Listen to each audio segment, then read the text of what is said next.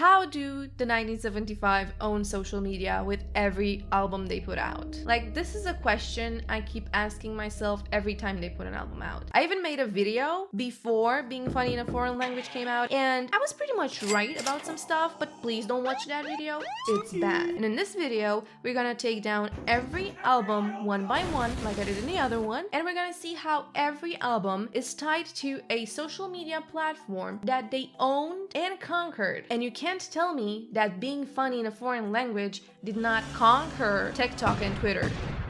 Like, have you been on the internet lately? So let's start with the self-titled. Everybody knows self-titled overlapped. I need to close the door. Now, everybody knows self-titled overlapped Tumblr era, and everybody knows how important the 1975 self-titled was to creating internet culture, because what happened on Tumblr those days is nothing that we should be scared to admit or be ashamed of, because that was internet culture. Now, there are a few theories, and I don't want to go into that, but basically what people think is the 1975 kind of figured out what Tumblr was about and chose to niche down into one of the aesthetics of Tumblr. And you're gonna ask, aesthetics of Tumblr? But Milena, isn't it Tumblr aesthetic a thing? Well, if you were there, and I'm sure you might have been there, but you don't remember that well, there weren't one or two aesthetics, there were a whole palette of aesthetics. Basically, you could have been a bubblegum font kind of Tumblr girl. You could have been Galaxy girl. You could have been Dreamcatcher girl. You could have been grungy bands girl. You could have been I am making memes for the emo Trinity girl. There were so many places on Tumblr.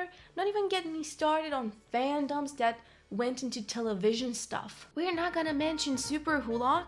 I am not gonna admit anything that happened in that fandom for now. But basically, the 1975 managed to niche down into the aesthetic of black and white and managed to own everything that would tie into what Tumblr was at the time, and they became the biggest band on Tumblr. Basically, self-titled kind of nailed down Tumblr aesthetic. We've all had tattoos, t-shirts, posters. You weren't cool if you didn't have 1975 logos somewhere in your life. And that translated into Tumblr actually starting to take the 1975 and making them something they wanted to see out of the band. Now you see, after Girls, or just girls, how many girls were there in the video? I don't know. After Girls, everybody started doing pink neon signs, and everybody started putting colors into things because oh, they did a color video. And you know what happened next? Tumblr died. So, in 1975, we're quick to catch on something that was happening, or maybe it was just an accident,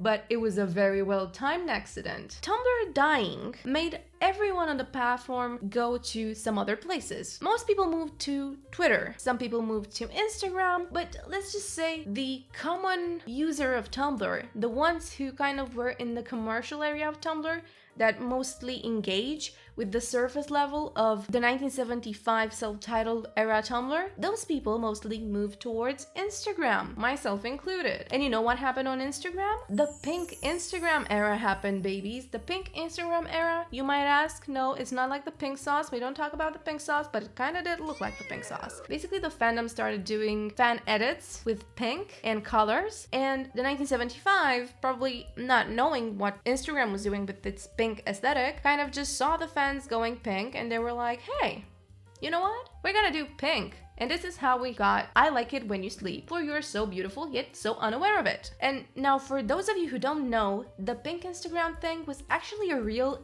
algorithm thing. If you would go on your feed tab, like today's feed tab, when you would have a new account, the first few pictures, or the majority of them actually, would be pink. Like loads of pink. I don't know why this pink fever was so well timed with I Like It When You Sleep, but that made it very conveniently for the 1975's fandom to take pictures, from videos, from literally just edits, or basically cover arts and whatever came with the presentation of the album, and put it on Instagram, and was so naturally fed into it that basically the 1975 yet again took over another platform. So we have Tumblr, and now we're on Instagram. Now the next two albums, they're the odd ones out, and I've said this before a bunch of times. These ones, you would ask, Well, okay, we've had Tumblr, everybody moved to Instagram, and only more recently we moved to TikTok. But if we take a break and we assess the situation, we scan everything up and down, we're going to see two things. Firstly, a brief inquiry into online relationships and notes on a conditional form kind of go into the same aesthetic. It doesn't look like it, but hear me out. They're both going very deep into what graphic design posters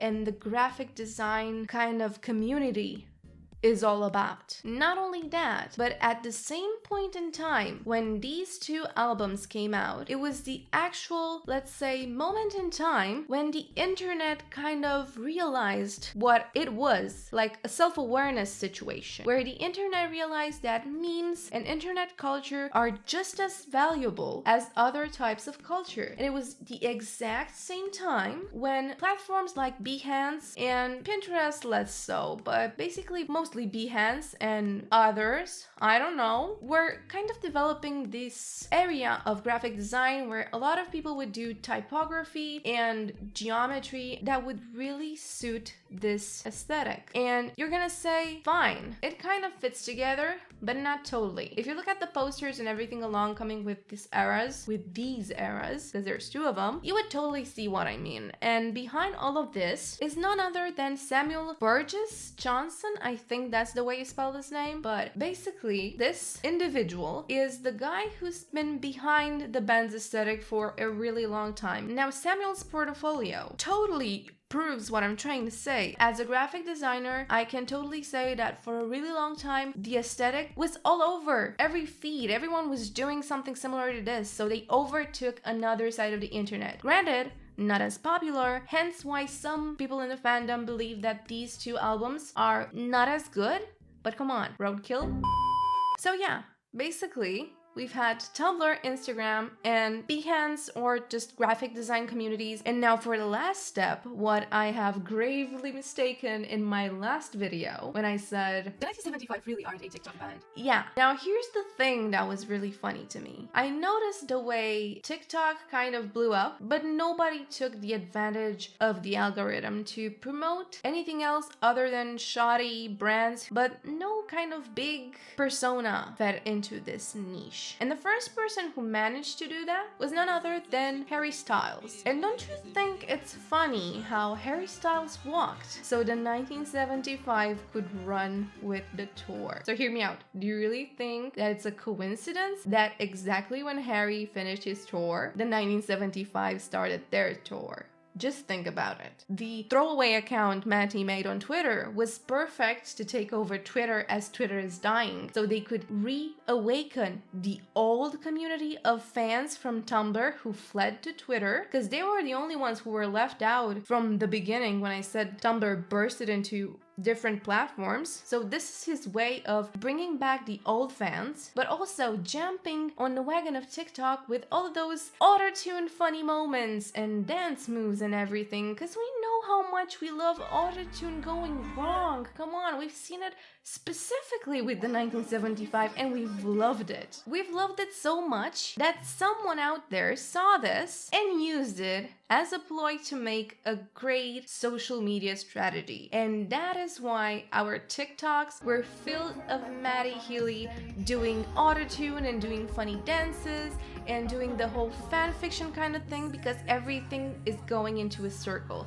Somebody looked at everything that went right with them conquering past platforms, where everything went wrong, and they kind of tried to avoid it so nobody gets cancelled in the making. We can all remember the moment when Maddie asked for ID. And we can totally see the way TikTok picked up a new type of fandom, because all the old fans, we're in Twitter and we've been making fun of everyone on TikTok. And it's so funny when TikTok meets Twitter, and right now stands the question, where to next? They need to do something that's even more self-aware in the future if they want to one-up this? What else can be more self-aware? What I can say that I have noticed is the fact that since the 1975 took over Twitter and TikTok, and Twitter now is dying, I can totally see as a notice the fact that TikTok now is trying their hands on Tumblr because the new generation who hasn't had Tumblr wants to try it. Whilst Twitter is breaking down and they're moving to Tumblr, it's coming full circle. And now, I'm not saying that I'm a future reader, but